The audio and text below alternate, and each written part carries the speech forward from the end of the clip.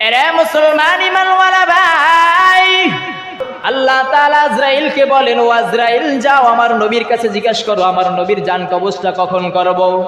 আজরাইল আমার নবীর কাছে এসে বলে, ও আমার নবী, আল্লাহ তাআলা আমাকে পাঠাইছেন আপনার কাছে, আপনার জান কবজ কবে করব, আপনি যদি অনুমতি দেন জান কবজ করব।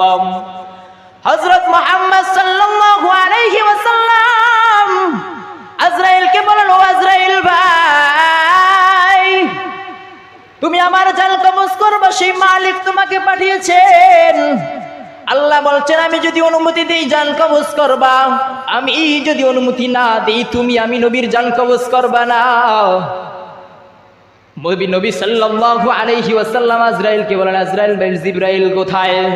আজরাইল বলেন, জিবরাইল তো প্রথম আসমানে। আমার নবী ডাক দিয়া কয়, জিবরাইলে পাঠাও।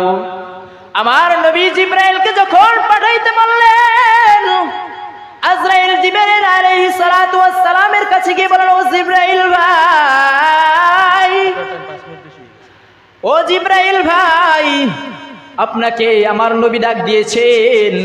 জিবরাইল আলাইহিস সালাম নবীর কাছে এসে বলেন, হো নবী কি হয়েছে, কান্না করেন কেন?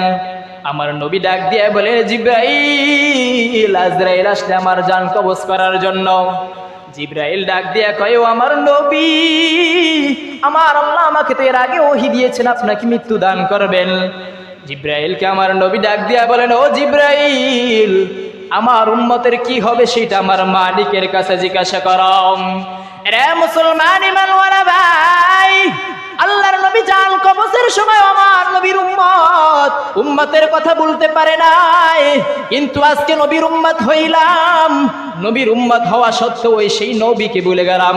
সেই নবীর সুন্নাতে দাড়ি লাগার দাড়ির মধ্যে গেছি লাগাই সেই নবীর সুন্নাতকে লাথি মারে।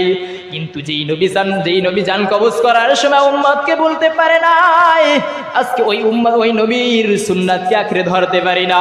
আমার নবী বলেন, মান আহাব্বা সুন্নতি ফাকাদ আহাব্বানি ওয়া মান আহাব্বানি কানা মাই ফিল জান্নাহ। যে আমার সুন্নাতকে ভালোবাসলো সে আমি নবীকে ভালোবাসলো, আর আমি নবীকে যে ভালোবাসলো সে আমি নবীর সাথে জান্নাতে যাবে। এরে নবীর উম্মতের দল, তাই বলবো আজকের বয়ান থেকে একটা জিনিস শিক্ষা করবেন, মৃত্যুর প্রস্তুতি নেবেন। দুনিয়ায় যেই কয়দিন আছি মৃত্যুর জন্য প্রস্তুতি নেবেন, এবং নবীজির সুন্নাতকে কখনো লাথি মারবেন না। নবীজির সুন্নাতটা সব সময় কাছে রাখবেন, ওযুর সময় মেসওয়াক করবেন, সব সময় মাথায় টুপি লাগিয়ে রাখবেন। আল্লাহ তাআলা আমাদের সকলকে উক্ত আলোচনার উপর আমল করার তৌফিক দান করুন। সকলে বলে আমিন। ওয়া আখির দাওয়ানা আলহামদুলিল্লাহি রাব্বিল আলামিন। আসসালামু আলাইকুম ওয়া রাহমাতুল্লাহ।